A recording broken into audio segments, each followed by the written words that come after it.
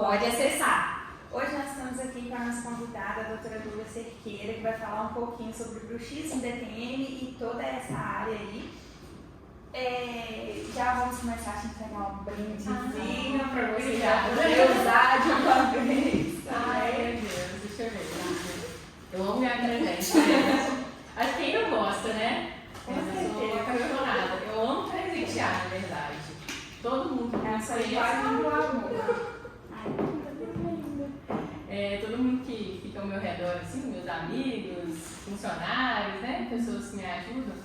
Todo aniversário, nem que seja uma lembrancinha, assim, eu não deixo passar em branco. Gosto muito. Muito obrigada pela sua presença, uma honra ter você aqui. Se apresenta um pouquinho pro pessoal que vai assistir a gente, fala um pouquinho de você. Tá bem.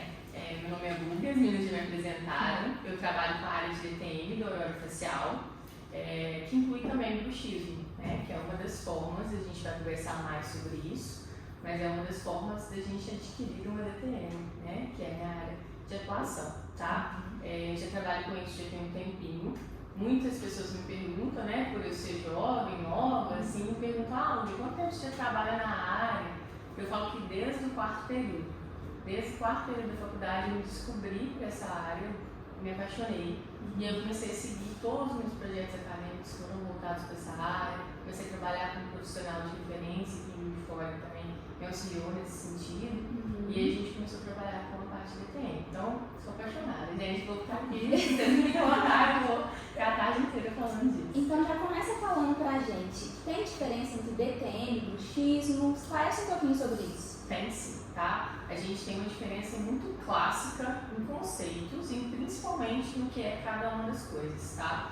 Os profissionais hoje, eles confundem muito. O paciente tem bruxismo, tem DTM. Não, tá? Bruxismo é o hábito parafuncional. O que é isso, né? É o hábito, por exemplo, de ranger, de apertar ou de contrair a musculatura mastigatória sem encostar o dente, tá? Bruxismo não tem a ver com dente, tá? Pode ter a ver, mas nem sempre tem a ver. Então, o paciente que não tem dente, paciente desedutado, pode ter bruxismo? Pode ter bruxismo. Então, é um hábito parafuncional, tá? Da mesma forma que roer unha, né? A gente chama de onicofagia, a gente tem esses hábitos, isso não quer dizer que a gente tem DTM. Fala assim, eu faço onicofagia, tipo roendo unha. Eu tenho DTM? Tem sempre, né? Mas por que o bruxismo a gente associa tanto a DTM? Porque o bruxismo, quando ele está em excesso, a gente tem estudos mostrando, né? Cada paciente que tem bruxismo, ele tem uma chance de ter DTM, então ele vai desenvolver a DTM. Então, o bruxismo é o hábito parafuncional, a DTM é a disfunção da articulação da boca, tá? Então, quando o paciente tem bruxismo excessivo, ele pode ter uma DTM 2,51 vezes, se eu não me engano. Então, não é tão prevalente assim, né? Todo mundo que tem bruxismo vai desenvolver DTM. Eu mesmo pensei que fosse muito mais. Muito mais, exatamente. Um estudo que eu vi recentemente do professor Eduardo Januzzi, eu vi ele debatendo sobre esse artigo, ele falou isso, né? O estudo vem mostrando que 2,51 vezes de maior chance de a gente adquirir uma DTM quando já é um paciente que tem bruxismo. Então, a DTM é uma disfunção dessa articulação da boca, tá? Pode acometer a articulação propriamente dita, então a gente chama de DTM articular. Quando ela acontece na musculatura mastigatória, a gente chama de DTM muscular, tá? E pode acontecer os dois, então tem paciente que tem DTM articular e muscular ao mesmo tempo, tá? E aí a gente chama de uma DTM mista, tá? Lúbia, por que então a gente associa tanto ao bruxismo? Porque ele leva a DTM, é um dos principais pontos, e segundo, porque é muita relação, né? Então se você faz um bruxismo excessivo, você pode ter um desconforto muscular, vai no dentista e ele fala, olha, você está fazendo TAC com DTM, tá? Mas na realidade pode ser um bruxismo prévio, beleza? É um pouquinho, mas dá pra gente conseguir entender, né? Separar os conceitos aí, tá? Então, para você descobrir se é bruxismo, DTM, quais exames você pede, anamnese, o que é ali o ponto crucial para poder diferenciar? Isso.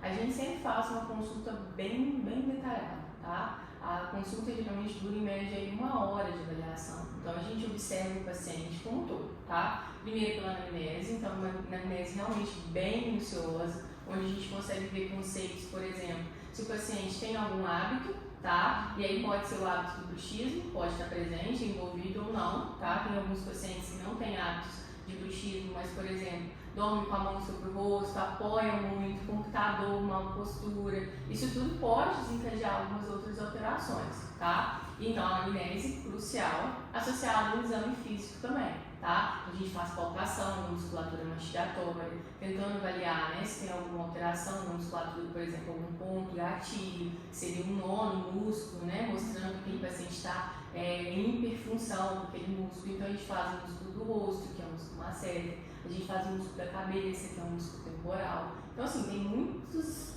detalhes dessa avaliação, por isso que ela demora tanto tempo. E aí, depois que a gente faz uma anamnese, um exame clínico, já é o suficiente para a gente ter um diagnóstico para aquele paciente, tá? Só que eu e alguns outros profissionais, a gente tem associado mais uma técnica que a gente chama de exame complementar de imagem. A gente associa com um exame radiográfico, um exame de ressonância magnética. Hoje a gente tem dois principais exames, né, nesse caso, quando a gente quer avaliar a articulação da boca. A gente tem a tomografia corporizada de feixe cônico, que avalia bem a ATM em 3D, mas são estruturas ósseas. Então a gente tem uma dificuldade aí, por exemplo, se o paciente tem um estalo, que quer dizer que está relacionado muitas vezes ao disco articular, a gente não vai ver na tomografia. Então a gente pede uma ressonância, que aí sim a gente vai ver os tecidos moles, não vê osso com tantos detalhes como na tomografia, mas a gente vê um pouco de osso e a grande maioria de tecido mole. Aí a gente vê disco, músculo, e a gente consegue ver outras alterações. Então, basicamente esses três, a gente faz um diagnóstico assim, bacana. E onde que entra a ATM? O que é ATM, DTM? Qual que é a diferença disso? Isso. Quando a gente está falando da estrutura óssea, né, a estrutura propriamente dita, a gente chama de ATM, articulação temporomandibular, que é a articulação da mandíbula com o osso temporal. Então, a articulação temporomandibular é a estrutura que todos nós temos, tá? Todos nós temos. Então, tem paciente que chega, eu acho muito bonitinho, né, mas está errado. Tem paciente que chega no consultório e fala, doutor, eu tenho ATM. Eu tenho ATM, minha ATM dói. Aí eu falo, ó, me doer tá certo, mas ter ATM todo mundo tem. E eu falo comigo também, eu falo, você também tem ATM? Aí diz, nossa, doutor, mas você tem? Você trata, você tem? Aí eu falo, não, ATM todo mundo tem, é a estrutura. Agora, quando a gente tem uma desordem, uma disfunção ou uma doença, vamos usar entre aspas, da ATM a gente chama de DTM, então tem essa diferença aí. E quais são os sintomas, os sinais e sintomas mais comuns? Isso. Cada paciente vai apresentar uma sintomatologia. É muito difícil a gente ver assim, chega no consultório lá, 10 primeiras consultas, os 10 vão ter os mesmos sinais e sintomas. Não, porque a DTM ela pode aparecer de forma multifatorial. É assim que ela aparece, né? A grande maioria dos pacientes tem dor de cabeça, ruídos articulares, então sente algum estalo no ouvido, sente como se tivesse uma hernia no ouvido, limitação de abertura bucal, muito comum. Então, o paciente chega sentindo que não abre a boca como deveria, ou se abre a boca que tem uma dificuldade na hora de fazer essa abertura retilínea, ele joga um pouquinho o queixo para o lado, parece que abre a boca torta, tá? Isso é comum também de acontecer. A gente pode apresentar dor de ouvido, o que leva muitas vezes eles a procurarem outros profissionais. Exatamente. Então, a dor de ouvido está presente. Dor dos músculos da face, tá? Na série temporal, como a gente conversou, também pode acontecer, tá? Eu brinco com os pacientes no consultório que é a doença dos 5 dedos. Aí eu falo que a TM está aqui, antes do ouvido, né? Então, ela está bem nessa região. Aí eu falo, coloca o dedo bem aqui e abre a mão como se fosse assim. Isso é o que a DTM pode fazer. Então, ela pode dar dor de cabeça, ela pode dar dor superior aqui, lateral, à sobrancelha, pode dar dor nessa região, muitas vezes os profissionais confundem às vezes com uma sinusite, né?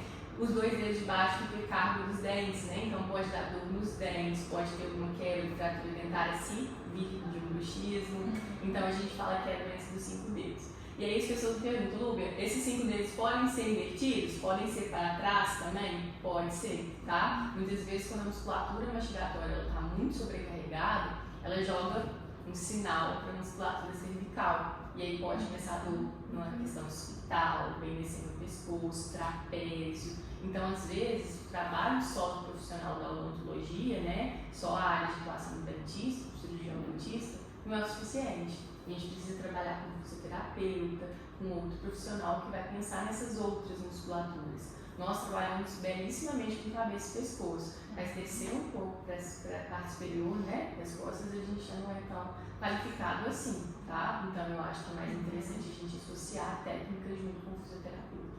Bacana. Eu vou ler uma pergunta aqui que colocaram, que Beleza. fala o seguinte. Eu perguntei qual que era a dificuldade das pessoas em relação ao bruxismo, né? Aham. E aí falaram assim, definir a terapia para deslocamentos de disco com e sem redução. Isso, vamos lá. Vamos voltar um pouquinho só para a gente entender o que é o deslocamento de disco com e sem redução, né? Depois a gente pensa nas técnicas. Quando a gente fala em deslocamento de disco, então a nossa articulação temporomandibular, ATM, ela é composta do osso da mandíbula com o osso do crânio, tá? São 2 ossos. E ele é um osso, quando a gente abre a boca, ele vai e desloca para frente o osso da mandíbula, cabeça da mandíbula, e volta. Abre e volta, beleza? Então, se eu estou falando que isso é um osso e esse é um outro osso, se eles vão articular entre si, vocês concordam que se não tivesse nada cartilaginoso entre os 2 ossos, a gente ia ter um raspar de osso? Sim. E com o tempo, né, de tanto abrir e fechar a boca, a gente ia ter um desgaste dessas estruturas. Então, nesse sentido, entre uma estrutura e outra, a gente tem um disco articular, tá? Esse disco é o que vai garantir que a gente mantenha um espaço entre os 2 ossos, a gente tem uma articulação saudável entre os 2 ossos, tá? E esse disco ele fica posicionado bem em cima da cabeça da mandíbula, tá? Em alguns casos, esse disco está deslocado. Ele pode estar deslocado para anterior, para medial, para lateral ou para posterior.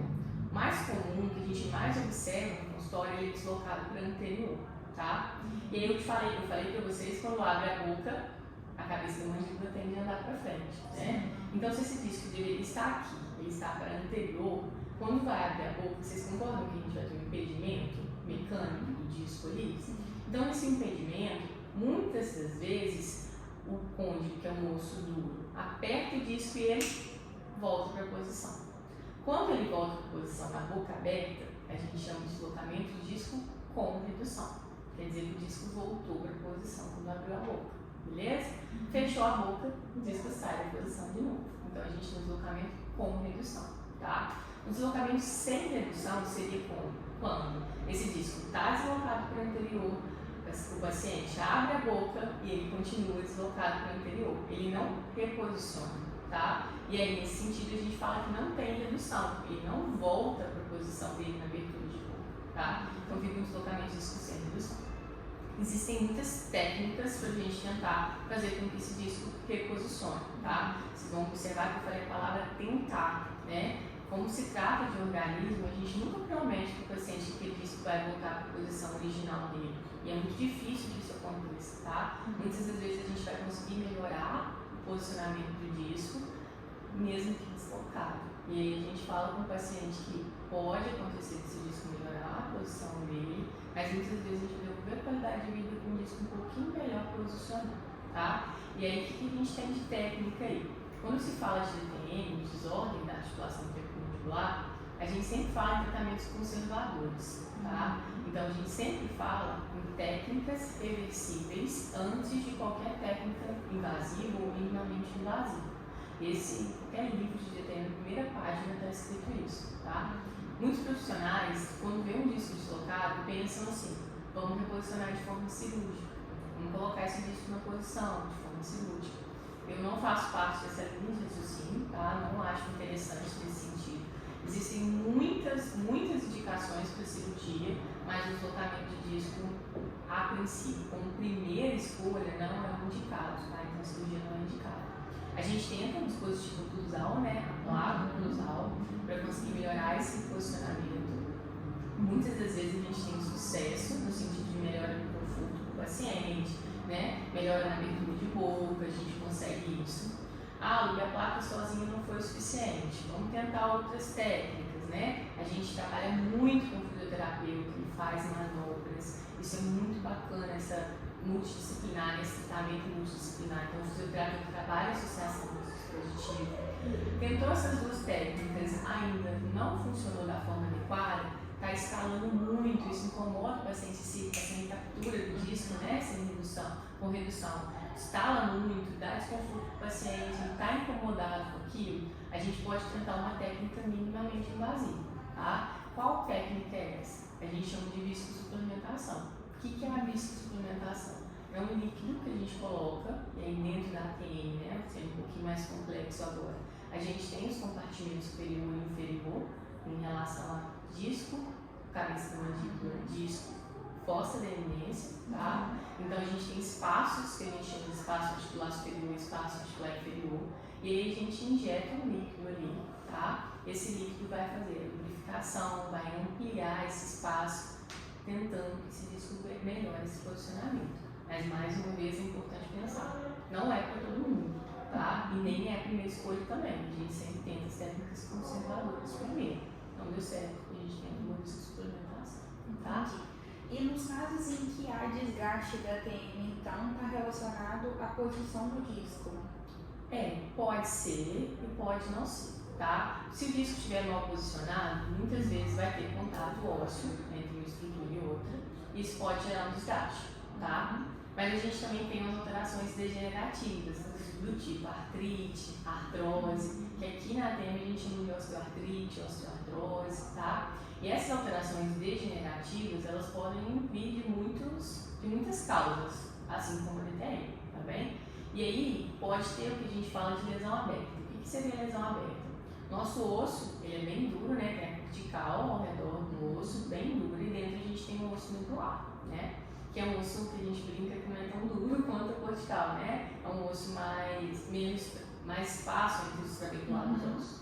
Então, nesse sentido, quando a gente tem uma lesão aberta, que é um desgaste do a cortical, mas ainda temos cortical ali. Tem casos que a gente desgasta a cortical, perde a cortical e chega no osso medular. Isso já é uma lesão aberta. Então, a gente tem cortical todo ao redor do colo, da cabeça, chega no topo da cabeça da mandíbula, a gente não tem essa cortical mais, a gente tem uma lesão aberta, a gente chama de erosão, né? Depois a gente desce e tem a cortical de novo.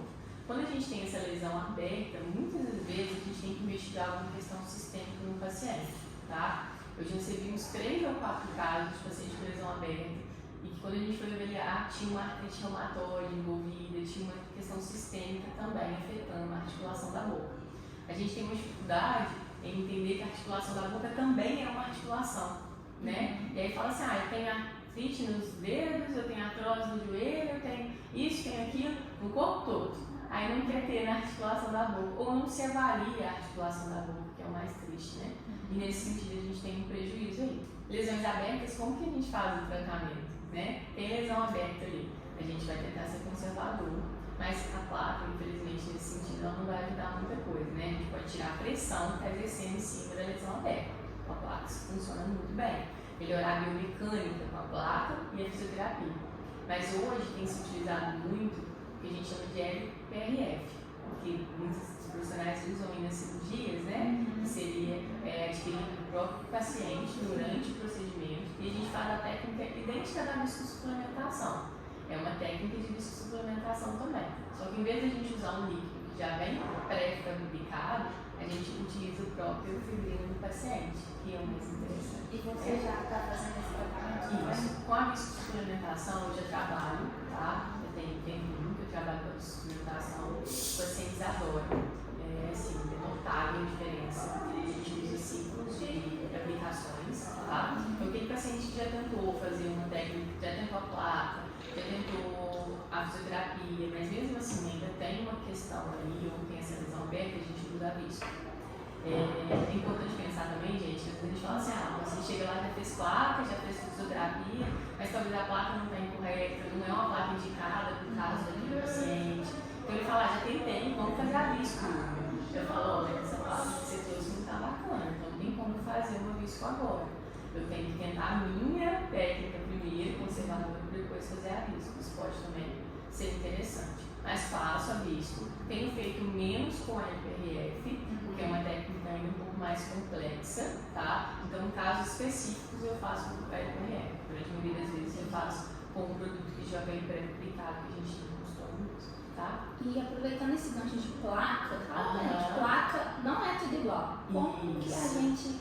Isso mesmo. A gente tem muitos tipos de placa, né? Na odontologia principalmente. A gente tem as placas de contenção, a gente tem as placas de coloreamento, a gente tem as placas de Invisalign, né, nesses aparelhos invisíveis. Então essas são todas placas, né?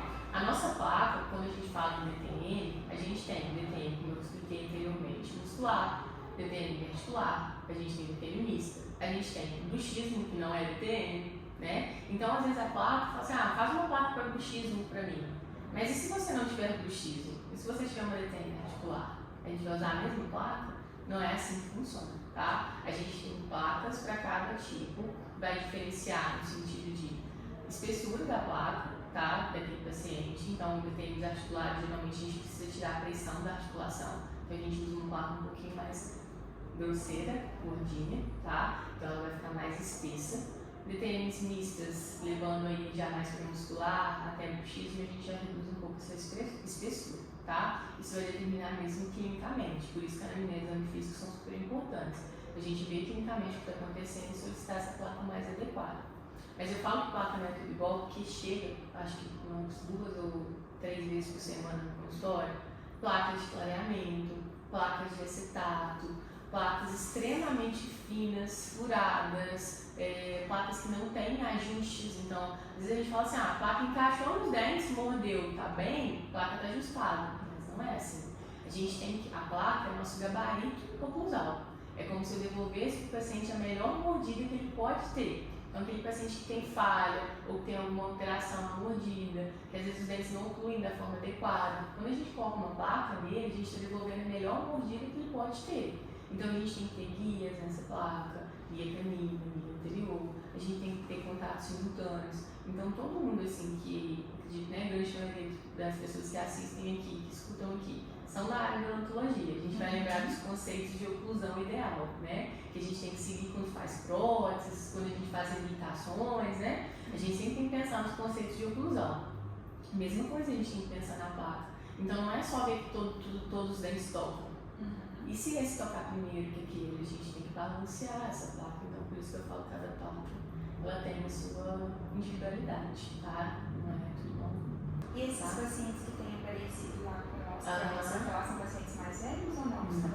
Não. Porque eu tenho sentido muito dor no joelho também. Olha isso. Pode ter alguma coisa. Das últimas 2 vezes que chegaram pacientes lá com osteoartrite, osteoartrose envolvendo TM, né? Processo degenerativo envolvendo TM, uma tinha 18 anos e a outra 21. Foram as 2 últimas pacientes que eu atendi. A grande maioria são pacientes um pouco mais velhos, sim, tá? Mas isso não exclui os pacientes mais novos. Então, as 2 pacientes, eu investiguei, fiz um exame de ressonância magnética, porque eu estava desconfiando do mau comportamento do disco. Vi que o disco estava mal posicionado, mas a gente já tinha lesões abertas. E aí, nesse caso, eu encaminhei direto para o reumatologista, para ele solicitar os exames, fazer a consulta de avaliação dele. E as 2 pacientes voltaram com o diagnóstico de artrite reumatoide. Então, o dentista fazendo o encaminhamento para o reumatologista, né? Então, é muito importante a gente se tentar isso. Eu fiquei imaginando, e conversei até com uma delas, que a mãe de uma delas é médica, e ela chegou assim muito emocionada, conversando comigo, falando, nossa, Rubi, minha filha com artrite reumatoide, e eu não imaginava, nunca pensei nisso, como que eu negligenciei isso, né? Aí eu falo assim, que bom que você procurou uma pessoa que entende de ATM. Porque se você procura um outro profissional, né, que muitas vezes vai fazer uma plaquinha, que eu odeio esse termo, faz uma plaquinha, a sua filha não iria melhorar, ia mascarar talvez o problema, e aí depois de um tempo a gente ia ver uma lesão, talvez não ia ser, a gente não ia conseguir fazer nenhum tipo de regeneração, né? Então aquela lesão poderia provavelmente ir aumentando, e não ia descobrir o diagnóstico de artrite reumatoide. E aí como é que ficaria, né? Então por isso que o diagnóstico é muito importante, a gente tentar entender o paciente, não só no sentido articular, né? Mas também entender como um todo. Se ela está com uma alteração daquele nível, daquele tanto, vamos dizer assim, quer dizer que tem alguma coisa errada, né? Não é só local, pode ser sistêmico. No meu caso de trabalho de conclusão de curso, foi um paciente com artrite reumatoide juvenil, que a gente chama de artrite idiopática juvenil atualmente. E nesse sentido, ele tinha 10 anos, uma lesão também muito excessiva no côndilo esquerdo, então do lado esquerdo. E aí ele veio já encaminhado no reumatologista. Então o reumatologista percebeu uma limitação de abertura bucal e mandou ele pra gente. Aí a gente foi fazer o exame por condições, né, de ser não FJF, paciente com questões socioeconômicas, né, não tão favoráveis, a gente fez os exames que estavam à nossa disposição lá. A gente não conseguiu ver disco, mas a gente viu que o cônigo, a gente fez uma tomografia computadorizada de cônigo, a gente conseguiu ver o cônigo bem lesionado, e aí a gente solicitou uma troca, né, junto com a reumatologista da medicação, porque a medicação não estava sendo suficiente para ele, trocou a medicação, o paciente melhorou bastante, muito mesmo. A queixa dele é muito fofinha, né, que esses pacientes trazem várias queixas assim, inusitadas pra gente, porque como a gente não tem lesão, a gente não sabe muito o que eles enfrentam no dia a dia, né? E a queixa dele era que ele queria morder um hambúrguer. Ele falou que não comia hambúrguer porque não conseguia morder hambúrguer, porque ele não conseguia abrir a boca para morder. Já a queixa da mãe, que ela não conseguia escovar o último dente dele. Ela falou, não consigo escovar o último dente dele, porque a escova não entra direito lá. Exatamente. Aí a gente conseguiu melhorar a abertura de boca dele de 18 milímetros em 30, 60 dias para 32 milímetros. E a gente ficou muito feliz, muito feliz. O normal de uma abertura de boca é de 35 a 40 milímetros, tá? Então, eu falo para os pacientes que é 3 dedos e um pouquinho. Esse é o normal. Você vê que você está abrindo menos que isso, tem alguma coisa errada. Não é normal abrir pouco a boca, tá?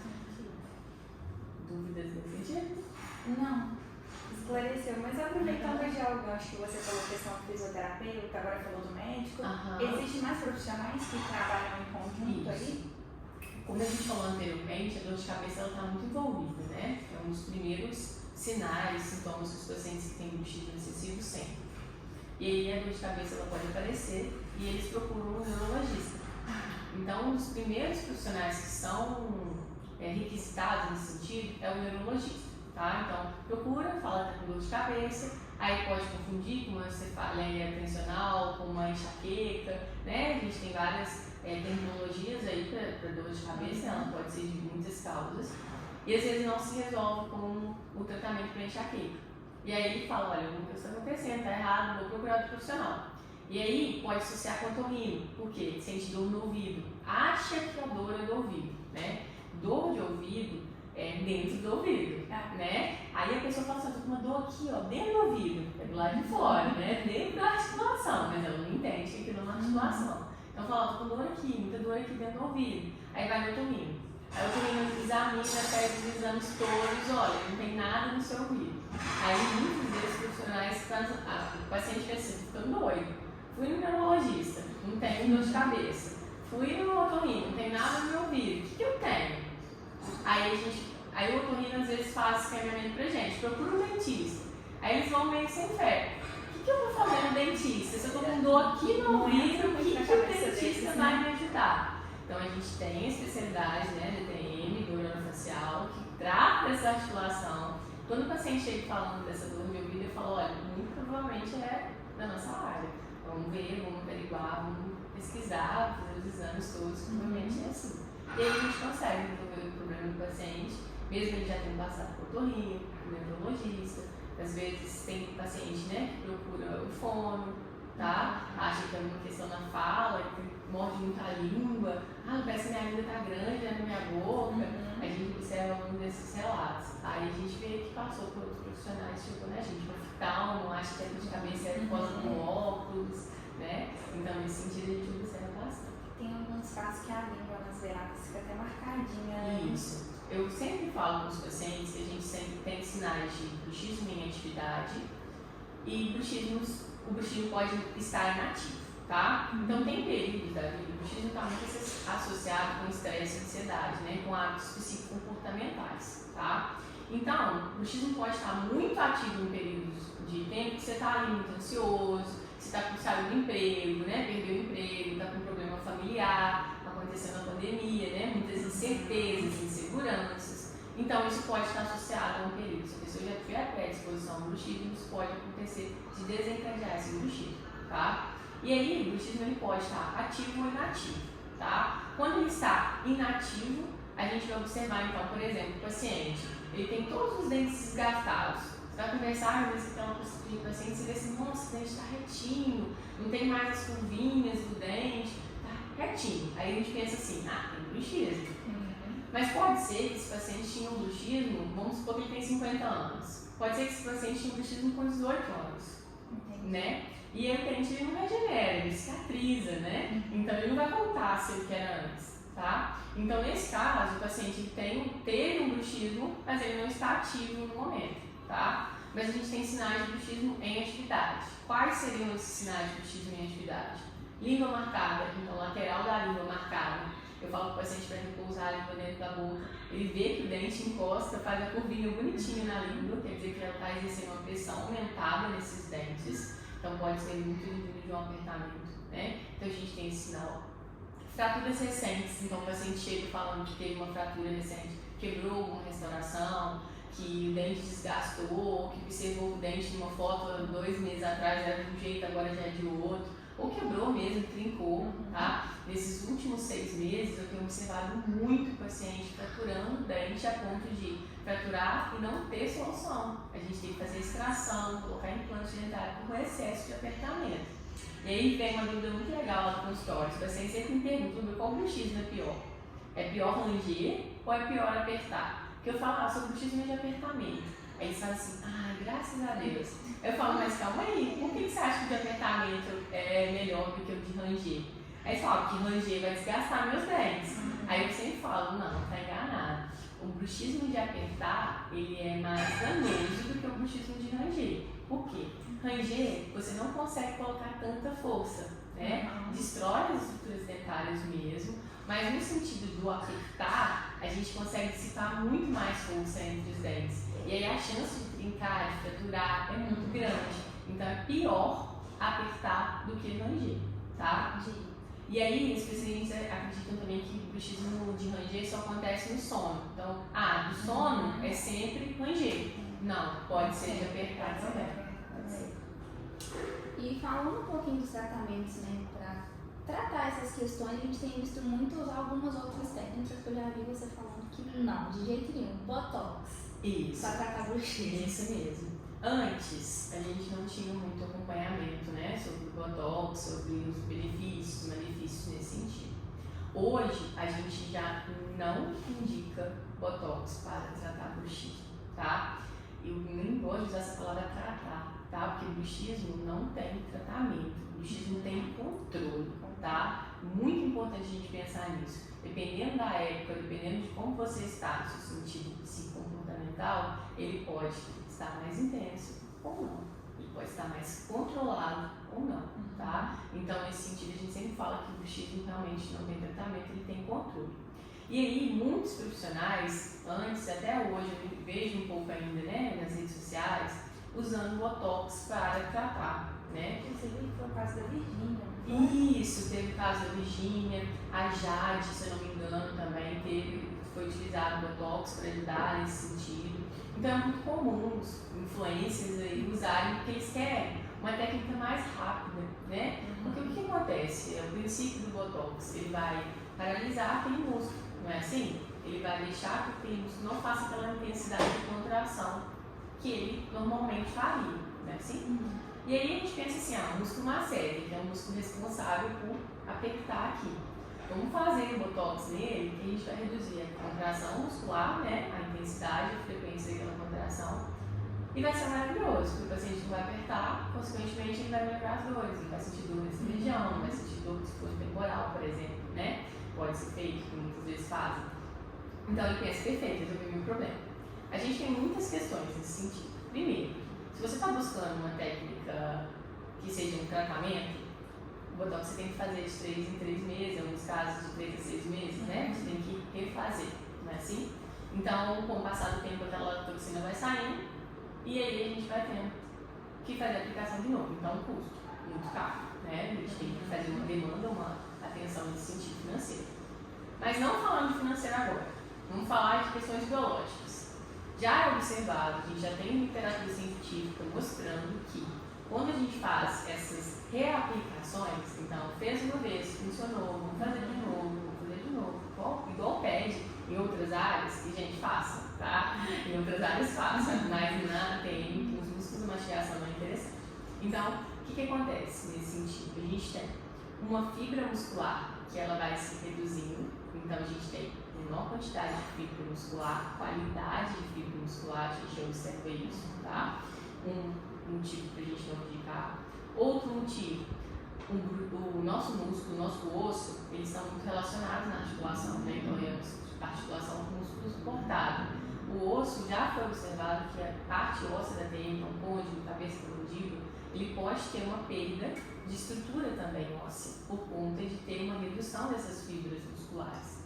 E sem falar, eu não sei se vocês já perceberam isso, mas eu tenho DTM, eu faço controle. Quando eu faço aplicação de toxina botulínica para outras áreas, eu sinto que sobrecarrega outros músculos meus. E aí eu vejo isso também nos pacientes de DTM. Então eles fazem o músculo masseter para não contrair, sobrecarrega o músculo temporal. Porque o músculo temporal vai continuar trabalhando normalmente. Você vai fazer botox aqui e aqui. E aí a gente tem os músculos internos, que a gente tem o pterygoideu medial, pterygoideu lateral. Vai sobrecarregar esses músculos também. Então a dor que passa que era daqui, ela vai migrar para outro lugar. Então. Exatamente. Então vai ficar dependente de um tratamento que não é barato, vamos usar esse termo, né? Porque a gente tem que fazer sempre outras aplicações. E ainda vai te trazer prejuízos musculares, articulares, principalmente, né? Então nesse sentido a gente não indica o botox. Tem alguns pacientes que a gente pode indicar sim, mas são casos muito específicos que eu prefiro deixar para aqueles pacientes, para a gente não acabar generalizando. Então, não, eu tenho isso aí, vamos tratar com botox, tá? Então, eu acho que é assim, muito restrito mesmo, não são todos os pacientes. Mas e no caso, então, que o paciente chega com muita dor? Isso. E ali não tem como esperar fazer uma placa, ele precisa de um alívio imediato. Qual é a conduta, então? Isso mesmo. Chegou o paciente, né, com muita dor. A gente primeiro tem que fazer o diagnóstico dele, para a gente saber qual caminho andar, né?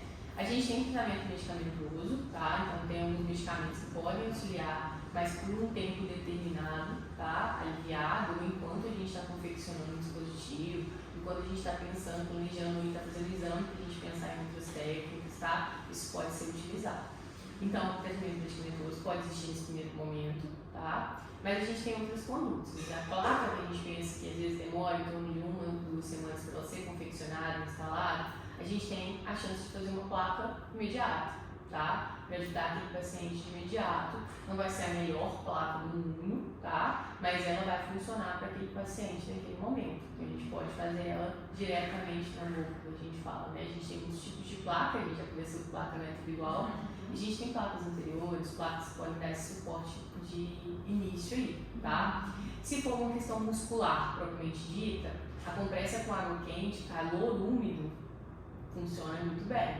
Se for uma questão pontual da articulação, talvez a gente vai ir para a parte da crioterapia, então a gente vai usar o gelo, tá? E aí o paciente também sente um alívio ali naquela região.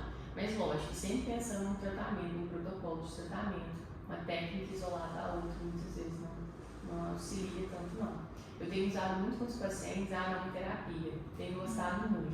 Não só pela questão, né, do óleo essencial em si, das propriedades do óleo essencial, mas também para os pacientes que precisam daquele autocuidado. Então, às vezes, antes do sono, faz muitas atividades, né? A gente vai conversar um pouquinho sobre higiene do sono, que é bacana, mas o paciente antes de dormir fica muito celular, televisão, não tem aquele momento para ele. Aí eu uso óleo sempre coadjuvante, tá, gente? O óleo só, fala assim, não usa só o óleo para tratar de jeito nenhum. Junto com as outras técnicas conservadoras, a gente utiliza como aquele momento para ele descansar antes de dormir, né? Então fazer uma automassagem com óleo, estimular aquele ponto que está dolorido, para liberar aquela região muscular. Então a gente tem usado bastante, alguns pacientes gostam muito. Eu já vi muito dentista prescrevendo, dentista e médico, relaxante muscular. Tem algum efeito? Isso. Funciona? Depende. Se a gente estiver falando de uma contratura muscular muito severa, o relaxante muscular vai ajudar, tá? Mas ele é aquele efeito que resolve aqui, passou o efeito do remédio e já volta o desconforto, porque a gente não está tratando a raiz do problema, né? A gente não está olhando para a raiz do problema. E muitas vezes o paciente também não tem consciência do hábito. Esse é o mais difícil, é fazer com que esse paciente entenda que ele aperta. Eu tenho uma paciente no consultório, a gente deve estar uns 4 meses junto assim, e eu falo para ela que ela tem um tique, que ela fica dançando com o lábio. Toda hora, você precisa então ela aperta o lábio, aperta o lábio, aperta o lábio. Eu falei, olha, observa o que você faz. Eu coloco o espelho e ela para. Aí eu falo, observa na sua casa o que você faz. Aí eu deixei voltou, não, eu não faço, tenho certeza que eu não faço. O paciente um pouquinho mais não faço. Aí eu falei, vem com seu sobrinho, que me leva lá no consulta. Falei, vem com seu sobrinho. Falei, quando você conversa com a dona, como é que ela faz? Como é que ela fala? Ah, tia, que é mais novo? Ah, tia, ela fica dirigindo pro lado toda hora. Aí eu falei, eu não falei nada com ele. Aí ela falou, depois de 3 meses ela começou a perceber que ela tensiona o lado. Isso é um bruxismo, a gente não acabou de conversar, o bruxismo pode não ter a ver com o dente. Então ela está contraindo a musculatura mastigatória e também o lábio e fazendo esse apertamento ali com o lábio. Isso também é um sinal, tá? E a gente pode investigar, pode ver, talvez vai ter até um apertamento dentário também associado, mas o paciente não percebe. Então as técnicas de conscientização, elas são muito efetivas, né? Hoje a gente tem os aplicativos, não sei se vocês já ouviram falar sobre, mas a gente tem um aplicativo que chama Desencoste os Dentes. Ele é um aplicativo que você baixa, pode ser para Android, para iOS. Você baixa esse aplicativo e ele libera mensagens. E aí você coloca a notificação de quanto tempo você quer. Tem paciente que eu peço para colocar de 30 em 30 minutos, depois vai se passando de hora em hora, de 2 em 2 horas, e chega uma notificação para você no seu telefone, mostrando. Aí você coloca a frase que você quiser, né? Eu peço paciente para colocar desencoste o dente e respirar fundo. Porque às vezes tá na rotina aí, só desencosta o dente, mas tá todo travado, tensionado, né? Então respira fundo, volta a postura, relaxa o pescoço, musculatura, e aí volta ao normal. Funciona muito bem. Ah, o meu não quer baixar o aplicativo, não mexe muito no telefone, ou vai ficar me incomodando no trabalho. Usa os post-its, né? Hoje a gente tem os adesivinhos, cola em lugares específicos onde você passa no olfato do tempo, para você conseguir ver, fazer esse alerta mesmo. Percebe se está encostando o dente, né? Ou se não está. Isso é muito bacana também, a conscientização é muito interessante. E sobre a questão do aparelho também, que a gente vê que usa para tratar essas questões. Isso. A gente tem 2 linhas de pensamento, tá? A gente tem a linha de pensamento que é a oclusão, né? Que a mordida influencia na DTM. E a gente tem o pensamento que a mordida não influencia, tá? Atualmente, se você for ver os artigos científicos, né? Os mais recentes, a gente não observa que a mordida influencia na DTM, tá? Só que clinicamente, em alguns casos, se tiver uma interferência muito pesada, agora falando eu como profissional, eu observo que sim, a gente observa algumas alterações daquele paciente por ter uma interferência, um contato prematuro, vai ter alguma dor, desconforto adquirido daqui, tá bem? Então, muitos profissionais indicam o aparelho como primeira abordagem, tá? Eu brinco que se você for lá na padaria e pedir para cortar o cabelo, eles vão te vender pão, não é assim? É porque é o que eles fazem. Se você for no ortodontista e pedir para ele olhar para a TM, ele vai querer te colocar um aparelho, que é o que ele faz. Ele vai ver uma alteração, ele vai ver um apunhamento, ele vai ver uma alteração no sentido de oclusão mesmo e falar, não, vou melhorar isso para melhorar, né? Mesma coisa se for, por exemplo, um reabilitador. Eu falo, ó, você perdeu a glicanina, vamos refazer a glicanina que vai melhorar seu bruxismo. Não é bem assim, tá? Eu falo com os pacientes que a gente começa sempre de dentro para fora, tá? E não de fora para dentro. Então a gente começa dando atenção para a articulação, posiciona todo mundo no lugar, relaxa a musculatura, reduz a frequência e intensidade do hábito, se for o hábito do bruxismo, para depois a gente colocar aparelho. Por quê? Não sei se vocês já colocaram aparelho, né? Vocês duas, mas caso não tenham, eu vou falar no meu relato para vocês e acho que muitas pessoas vão se identificar. Quando a gente coloca aparelho, independente se é o aparelho fixo ou removível, invisível, quando a gente está com um movimento naquele dente, vamos colocar nesse caminho, movimentando esse caminho. E aí a gente sai do dentista, tá doendo, né? O dente fica dolorido. É bom apertar em cima dele, então a gente fica apertando em cima dele para dar um alívio, aquela dorzinha gostosa de sentir, uma dorzinha leve, e também dá um alívio, porque dependendo do jeito que você aperta, você tira a pressão daquele dente e reduz. Então o que você começa a fazer? Um apertamento. Então, se você já tem comprometimento muscular, articular, você vai colocar o aparelho, você vai fazer esse hábito, você vai estar piorando tudo. Então, o aparelho não é a nossa primeira alternativa, tá? A gente reduz frequência e intensidade, orienta o paciente que isso pode acontecer quando ele usa o aparelho, e aí depois a gente indica o aparelho. Resolveu essas questões, mas precisa melhorar, tem uma mordida cruzada, tem uma mordida aberta, tem uma questão nesse sentido que a oclusão não está ideal, a gente indica o aparelho sim, com certeza. Mas antes não, tá? Então sentiu um estalo, sentiu desconforto, procura um profissional capacitado na área de DTM, tá? Resolveu a questão da DTM, reduziu a frequência e intensidade, está se sentindo bem, aí sim procura um profissional que vai fazer o aparelho direitinho para você.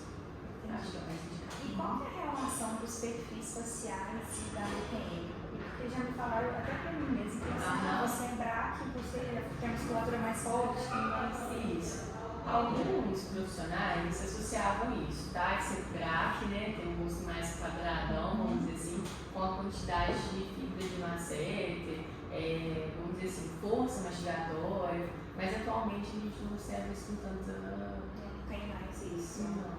Tem mais antigo. Não tem tanta associação não. Pode ser questão de espaço articulado, a gente pode pensar nesse sentido, mas posso ser sincero com vocês que eu não tenho lido nada muito atual falando nesse sentido, não. Agora me gerou até uma dúvida. Se tem gente pesquisando a respeito disso, posso investigar. Professor aí, que eu comentei que eu estava com dor e tal, ele falou, mas seu perfil facial é assim, mais forte, pode ter a ver e tal, mas também não me aprofundei no assunto. Isso, eu sou muito curiosa, assim, tudo que eu vejo no consultório, o paciente toma um medicamento, eu nunca escutei falar, eu vou investigar para ver que medicamento é aquele, então agora isso me gerou aí mais um insight aí para pesquisar sobre isso. Pois sabe pra gente. Com certeza. E crianças? Isso. Eu falei do caso, né, de uma criança de 10 anos, né? Muitos profissionais também acreditam que TTM não acontece em criança, que bruxismo não acontece em criança, mas pode acontecer, tá? O bruxismo pode acontecer em crianças e muitas das vezes está associado a uma questão familiar, a uma questão da escola, né? Então a criança está passando por algum comprometimento em outra área e ela está descontando aqui. Outras crianças que antes de dormir assistem filmes, ficam muito agitadas, né? A gente percebe que isso pode acontecer também. Então, geralmente, quando a criança chega com bruxismo no consultório, diagnosticado com bruxismo, né? Eu vejo que a criança tem bruxismo, está fazendo bruxismo, o pai escuta, né? Às vezes os pais escutam. A gente sempre tenta uma vertente psicológica primeiro. Então, tem que conversar com aquela família, tem que encaminhar para o psicólogo, para a gente tentar ver se tem alguma outra questão envolvida. Mas a gente também avalia a questão respiratória, tá? Algumas crianças têm problemas respiratórios até por conta da arcada, né? Ou por conta mesmo da própria via aérea superior, e aí a gente observa que a respiração pode estar provocando uma alteração aí também. Porque o que acontece? Agora eu vou trazer tanto para as crianças quanto para os adultos, né? Principalmente os adultos, acontece muito. O paciente ronca, né? O ronco, o que é? A gente está tentando fazer uma respiração, porque o terço inferior, né? Então a mandíbula desceu junto com a língua, obstruiu a via aérea superior, e aí a gente ronca para tentar vibrar um pouco aquelas cordas e respirar melhor, tá? É isso que acontece, tá bem? Quando a gente tem uma apneia. E aí, muitos pacientes têm uma apneia associada ao bruxismo. E aí a gente não fala que é um bruxismo que é um bruxismo vilão, a gente chama de bruxismo mocinho, né? É um bruxismo secundário. Por quê? Está obstruído ali, então está tendo uma hipopneia, uma apneia, né? Ele está conseguindo respirar, o fluxo de oxigênio não está bacana. Ele faz a pessoa ranger para conseguir respirar melhor, conseguir ter essa desobstrução. Tem alguns estudos associando nesse sentido. Então a gente não chama o bruxismo como bruxismo clássico. Ele é um bruxismo advindo de uma alteração por conta da respiração, tá? Então, nesse sentido, resolveu a questão da apneia, utilizou um aparelho para apneia, ou se for mais complexo, né? O CPAP, ou até mesmo, né? Perdeu peso, melhorou a questão do ronco, muitas vezes vai melhorar a questão do bruxismo. Então, avaliar o sentido também é importante. Isso acontece também com refluxo. O paciente que tem refluxo dá vontade de expelir algo, né? Sim. E aí, o que nosso organismo faz? Trava para isso não acontecer, para o refluxo não acontecer. E aí pode ser uma resposta também ao refluxo. Resolveu o refluxo, a gente resolve outras vezes a questão que a gente está pensando no bruxismo. Seja multidisciplinar. Exatamente. E o encaminhamento é muito importante, né? A gente achar que a gente não somos detentores do conhecimento, a gente precisa compartilhar mesmo, nesse caso, ainda mais. Mas num caso, voltando para a criança, beleza, e ela fez toda essa questão do sono, tá tudo ok. De fato, ela precisa usar uma placa. Isso. Quando que. E ela tá na dentição mista, como que faz? Isso. Eu já vi profissionais utilizando aquela placa de clareamento, porque ela é molinha, e aí o paciente vai estar tendo aquelas trocas dentárias, né? Então vai segurar a maxila, geralmente a gente usa na região superior, né? A placa, então não vai segurar o crescimento e tudo mais. Eu já não sou dessa linha de pensamento, tá? Eu acho que estimula ainda mais o apertamento, se colocar uma coisa mole dentro da boca da pessoa. Até nós mesmos que temos consciência, a gente vai querer apertar, fica com chiclete, né? Mas uma vez a gente não nasce com chiclete, tá? É importante pensar que vai aumentar o estímulo. Então, nós adultos a gente já pensa isso, imagina as crianças, né? Então, nesse sentido, não indico essa placa de clareamento. O que a gente faz na admissão mista, por exemplo? Precisa proteger porque já estamos tendo malefícios. Então, o paciente já tem muitas dores de cabeça, está comprometendo o sono, então não dorme bem, não consegue trabalhar na escola, né? Funcionar na escola. Então, nesse caso, a gente utiliza uma placa, exatamente como a de adulto, tá? Só que a gente faz um acompanhamento muito mais limitado. A gente vai fazendo as consultas de retorno com pouco espaçamento, tá? Pra gente conseguir fazendo nessa placa canaletas pro dente erupcionando. Então a gente vai abrindo espaço pro dente descendo. Só que as crianças, elas têm um poder de resposta muito rápido às técnicas. Então você tirando a causa ali do problema, fazendo a intervenção da causa, muitas das vezes elas vão ter uma resposta muito bacana. E aí isso não precisa de ser prolongado. Usou por um período de tempo, reduz o dispositivo, e aí se você utilizar mais, talvez no futuro. Ou outra questão, volte a usar, tá? Mas não é uma coisa que a gente coloca como regra, não. É bom a gente tentar ver esse outro contexto quando se fala de criança, tá? E aí a gente pensa depois, no segundo momento, que o dispositivo se for para proteger essa criança, tá? Ainda no assunto de placas, mas agora já levando por um lado adulto, eu vi que em alguns casos você já chegou a fazer a placa inferior. Quais são esses casos? Essa é a excelente pergunta. A gente acredita que placa é só nos dentes superiores, né? Mas não, a gente pode indicar a placa inferior. Ela é mais difícil de ser ajustada, porque quem é o osso móvel é a mandíbula. Então, se a placa fica no osso móvel, é mais difícil do paciente, né? Essa coordenação para auxiliar a gente na hora dos ajustes. Mas ela pode ser confeccionada. Quando que eu gosto de confeccionar uma placa inferior? Às vezes o paciente ele tem muitas restaurações, implantes, vai passar por uma reabilitação superior muito excessiva. E aí a gente faz a placa inferior para ele reabilitar a parte superior, né? Em caso de aparelhos, tem paciente que usa aparelho só superior, não precisou de usar inferior. E aí a gente usa a placa inferior, que aí a gente consegue organizar para fazer os dois ao mesmo tempo. Mas existem alguns casos específicos também. Paciente que tem mordida profunda, né? Então os dentes superiores eles tampam muito os dentes inferiores. Quando a gente vai fazer uma placa para desocluir esses dentes, a gente tem que fazer uma placa muito gorda, né? Uma placa gigantesca.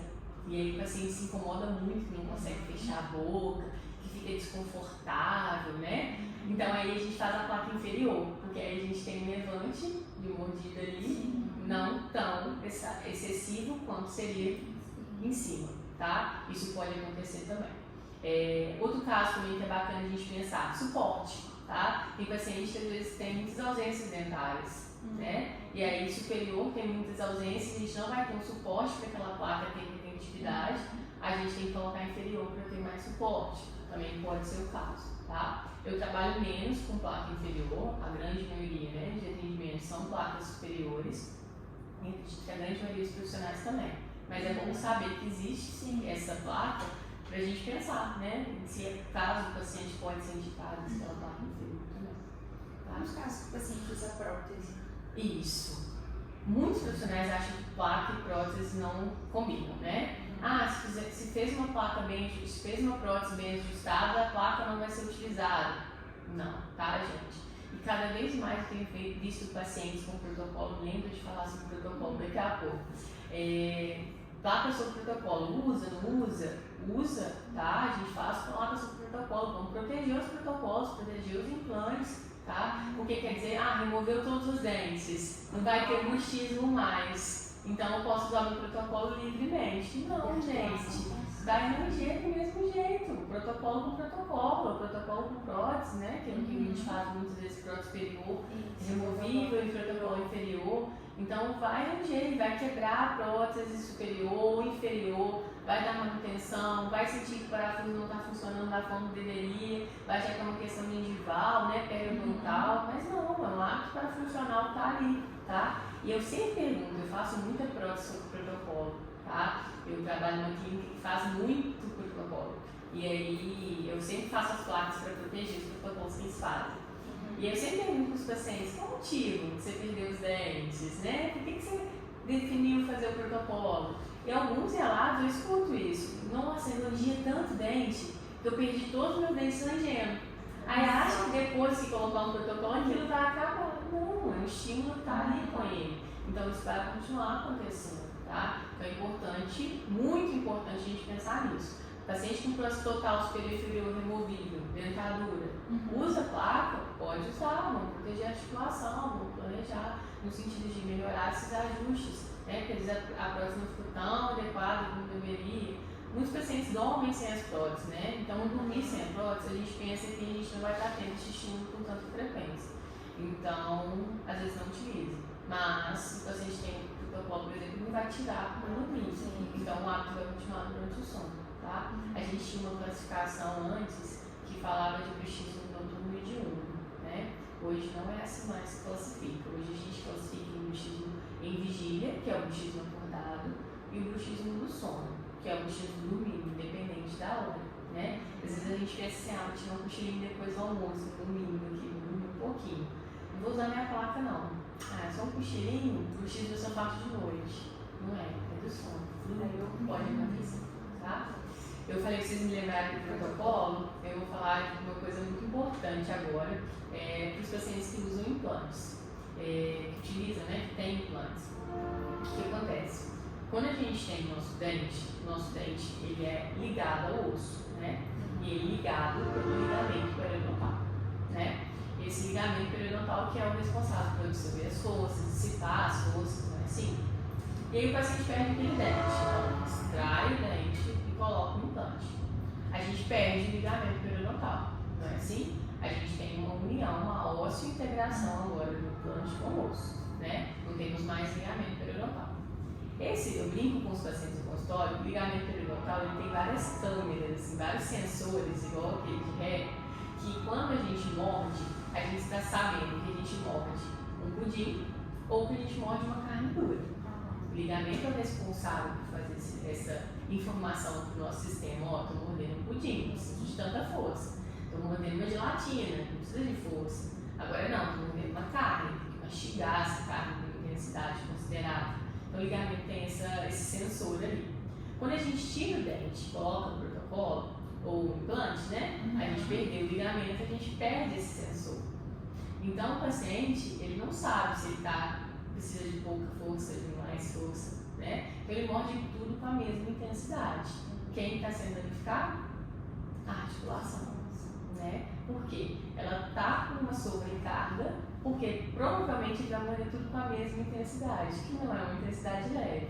Não sei se algum de vocês levaram uma mordida de paciente que usa o protocolo, às vezes eles estão no protocolo, limpando ali, eles têm uma resposta muito forte, tá? E morrem mesmo, com muita intensidade, dói, porque eles não têm esse controle, tá? Então eu sempre falo com os implantodontistas, amigos aí que me cercam, né, que trabalham na equipe, eu sempre falo a mesma coisa. Todos os seus casos de implantodontia fazem uma avaliação da TM mesmo que simples antes. Porque se o paciente tiver um problema articular, provavelmente esse problema vai se intensificar depois do protocolo.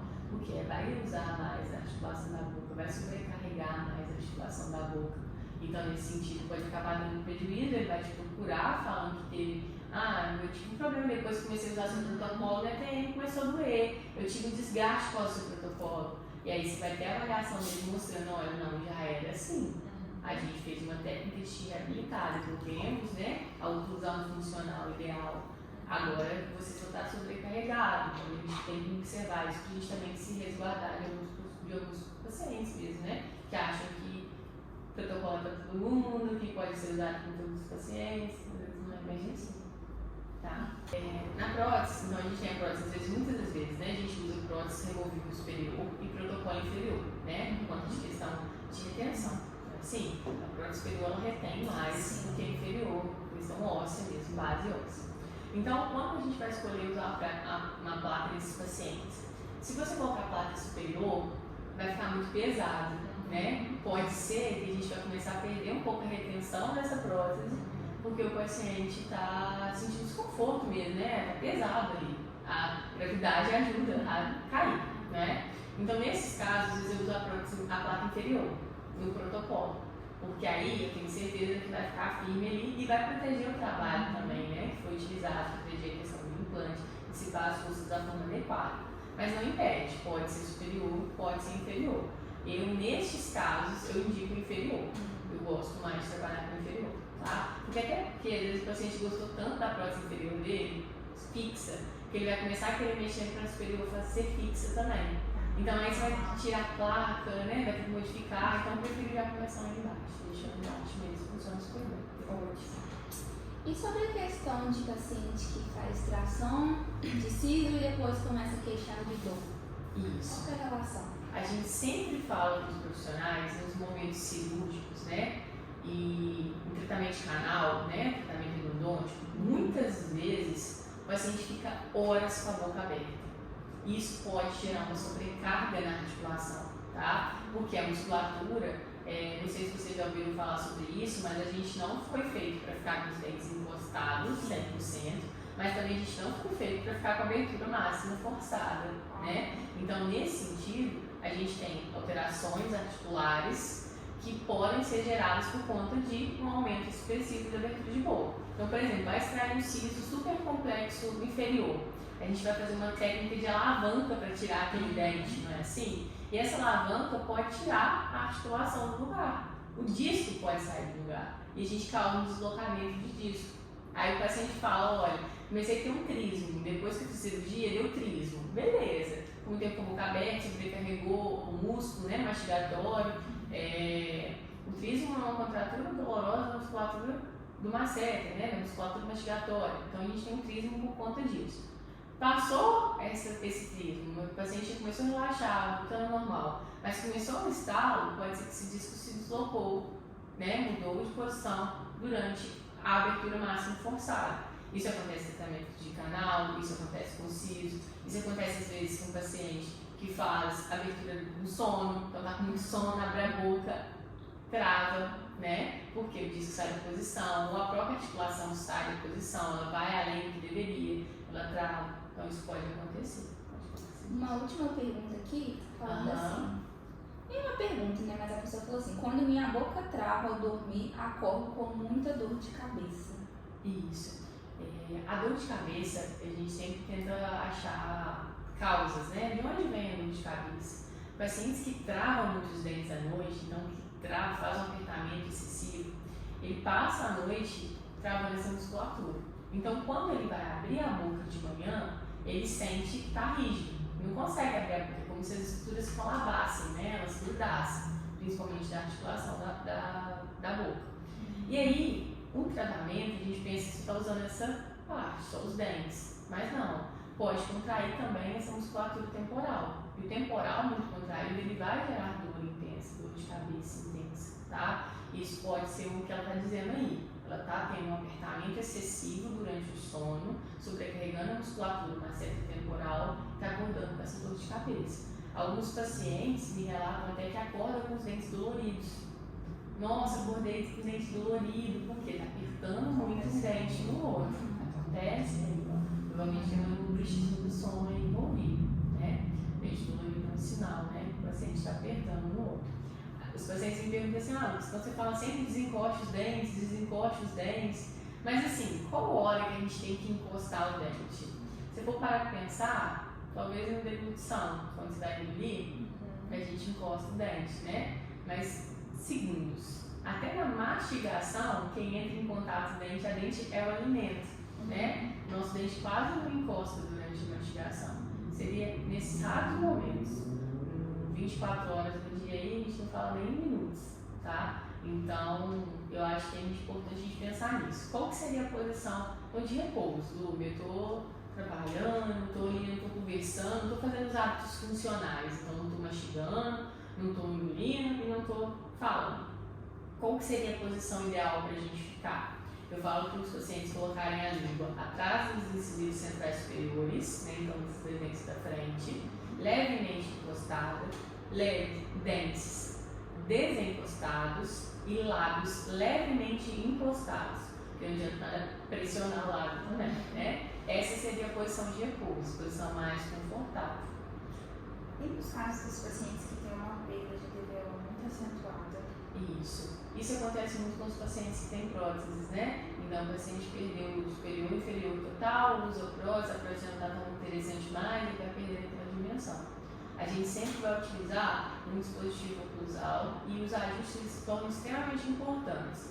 Por quê? A gente vai ajustando a altura daquela placa e a gente vai chegando no que a gente considera confortável para o paciente. Então, em alguns casos, o paciente tem uma perda muito grande de DVO, eu falo com um profissional que vai trabalhar em conjunto comigo para eu fazer um dispositivo para ele, na altura que a gente acha que vai ser interessante, e aí a gente vai dosando aquela altura. O paciente melhorou, sentiu melhor os confortos pontuais, aquela altura que é interessante. Vamos planejar o caso naquela altura de placa. Não, mesmo assim o paciente ainda está sentindo dor ou está muito aumentado. Vamos ir reduzindo aos poucos até o paciente se sentir confortável. E aí a gente faz a troca aí dos dispositivos, né, da placa não, da prótese, em segundo que a gente planejou com a placa. E pra gente finalizar, tem uma prevalência maior entre homens e mulheres ou é tudo a mesma coisa? Isso. Geralmente nós mulheres somos mais acometidas, tá? Se a gente for olhar em literatura, em epidemiologia, né, nós mulheres somos mais acometidas, mas eu tenho minhas ressalvas. Eu acho que nós mulheres, né, procuramos mais por auxílio, né? Então a gente tem essa atenção maior em questão de saúde, a gente procura mais profissional para tentar ver. Então isso seria um fator, né, que desencadeia mais para nós mulheres que para os homens. E também em literatura fala sobre as estruturas, né? No sentido de os homens têm estruturas mais resistentes, mais robustas, e nós mulheres um pouco mais delicadas. Eu não gosto de pensar por esse sentido, apesar de cientificamente se comprovar, né? Eu gosto de pensar que é mais por conta mesmo de nós procurarmos mais ajuda. A questão hormonal também pode influenciar, tem alguns artigos que mostram isso, né? Que a presença, a prevalência de alguns hormônios podem potencializar nosso limiar de dor, e isso pode ser um agravante para nós mulheres, né? Mas eu prefiro acreditar que é mais por conta de procurar ajuda, mas cientificamente comprovado, nós mulheres somos mais acreditadas. Entendi. A Mari falou da gente finalizar, mas antes da gente finalizar, você falou que ia falar sobre a higiene do sono. Fala rapidinho pra gente. Isso. Higiene do sono são hábitos que a gente vai fazer durante o dia para a gente ter um sono bacana durante a noite, tá? Então, o que está incluso nessa higiene do sono? A gente faz exercício físico. Então, o paciente chega no consultório, ele acha que a gente vai mudar a vida dele com um dispositivo oclusal. Não. São hábitos que a gente precisa mudar. O exercício físico é excelente para a gente liberar essa tensão que a gente vai liberar dentário, né? A gente liberar a energia de outra forma. Gente, cortando rapidinho, incluindo isso, é importante o paciente que já faz o apertamento, ele usar a placa no treino. Isso. Eu falo para primeiro a gente tentar fazer a conscientização, tá? Então, o paciente tentar conscientizar que ele aperta durante o treino. Se ele conscientizar disso, ele não precisa de usar nenhum dispositivo, porque ele tem certeza que ele não vai encostar. Alguns pacientes falam comigo que preferem usar a placa durante o treino para proteção dentária, né? Porque ele sabe que vai travar, vai apertar muito e é melhor travar de placa do que sem a placa. Então eu penso sempre primeiro na conscientização. Conseguiu conscientizar e não está apertando durante o movimento? Não precisa utilizar, tá? Mas tem alguns pacientes que acabam utilizando, tá? E aí seria então um exercício físico muito bacana, então faz durante o dia. Dúvida, o que durante o dia? Porque se você fizer muito próximo ao horário de dormir, você vai estar muito eufórico, agitado e você não vai conseguir dormir bacana. Então o exercício físico é bacana antes, tá? Pela manhã seria o mais interessante. Hábitos alimentares, então, por exemplo, substâncias que estimulam muito, café, Coca-Cola, tentar reduzir o uso. Recentemente eu vi um artigo muito interessante mostrando que se você consumir café em qualquer quantidade, após as 13 horas, a gente já tem uma dificuldade na qualidade do sono, altera a qualidade do sono. Então, aquele cafezinho depois do almoço é o máximo, depois já não é tão interessante mais. Independente da hora, se você vai dormir por volta de 22 horas, 23 horas. Então, já vê que o café estimula. Então, café, Coca-Cola, bebida. A bebida alcoólica, por exemplo, ela potencializa 2,6 vezes, se não me engano, o bruxismo. Então, a pessoa pensa, vou tomar aquele vinho antes de dormir para eu relaxar. Na realidade, vai estar realmente relaxado, mas a musculatura masticulatória vai estar trabalhando como um todo. Então vai ter um aumento de bruxismo aí. Não confie mais que 2,6 vezes, mas eu acredito que sim, tá? Então o álcool potencializa hábitos de café, de álcool, tentar reduzir isso para não ser muito próximo ao horário do sono, tentar eliminar mesmo, né, se conseguir. Técnicas de sono, por exemplo, acordar todo dia no mesmo horário, dormir todo dia no mesmo horário, para criar aquela rotina de ter sono naquele horário, que é o mais interessante. TV, celular, tentar eliminar pelo menos 1 hora aí antes de dormir, para conseguir induzir um sono mais tranquilo. Fazer técnicas de autocuidado antes de dormir, então separar um momento mesmo para relaxamento, para você, eu brinco, né? Vai fazer mindfulness, vai meditar, fazer essas técnicas de massagem, né? Tem paciente que gosta de fazer skincare, eu falo, vai fazer skincare, ler um livro, tudo que for mais tranquilo é interessante. E tem livro também que vai deixar você pensativo, cheio de coisas, e você acaba dormindo sonhando com aquilo. Então não é tão interessante. Mas são essas técnicas que vocês vão fazendo durante o dia para colher os frutos à noite no sono. Eu tenho usado muito também, falei com vocês sobre o óleo, eu gosto de usar o óleo de lavanda no travesseiro antes de dormir. Eu tenho sentido muito conforto, pode ser um placebo aí, já tem uns estudos encaminhando mostrando a efetividade, mas eu falo que pra mim funciona, talvez para alguns pacientes profissionais podem funcionar também, o óleo de lavanda no travesseiro. Muito bom, gente. Então vamos finalizando por aqui. Eu agradeço a sua presença aí. Foi um episódio riquíssimo, né? Muita informação. Acredito que tanto para outros profissionais e para pacientes também, porque eles também têm muitas dúvidas nessa questão. E vamos então encerrar agradecendo aos nossos patrocinadores, o Instituto Vertes, né? Com a produção do estúdio aí para a gente gravar mais um episódio. Dental Odonto Cirúrgica. E é isso, então, muito obrigada. E deixa aí pra gente uma mensagenzinha aí pros colegas ou pros pacientes. Tá, eu agradeço, meninas, pelo convite. Falar de DTM, como eu disse no início, é uma coisa que eu adoro, sou muito apaixonada nesse tema, amo pesquisar sobre isso. Vou levar a sua pergunta para eu pesquisar sobre, para ver se realmente tem alguma relação. É realmente uma coisa que brilha meus olhos, eu adoro falar sobre esse assunto. E principalmente porque a gente lida diretamente com os pacientes com dor e que vem com uma questão de estresse, ansiedade, hábitos depressivos, né? A gente falou um pouco sobre o zumbido, né? Mas hoje o zumbido, depois da pandemia, tem aumentado muito nesses pacientes. Então, os pacientes eles chegam com queixas realmente incapacitantes. Isso gera muito desconforto, muita dificuldade de qualidade de vida, né? Os pacientes ficam muito sentidos nesse sentido, até a rotina, hábitos diários, né? Então, fazer parte de um grupo de profissionais que ajudam nesse sentido, eu fico muito honrada e amo falar sobre isso, sempre estarei disposta a isso, se vocês se interessarem.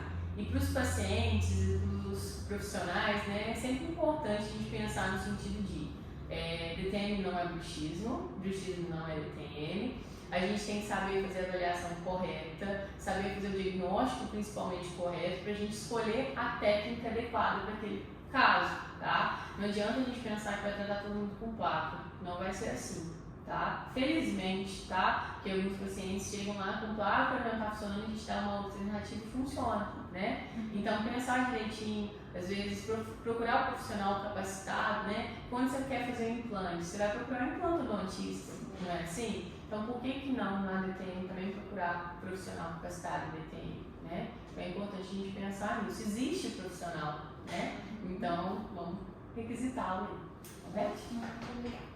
Não deixe de nos seguir nas nossas redes sociais. Curte e compartilha. Até o próximo episódio.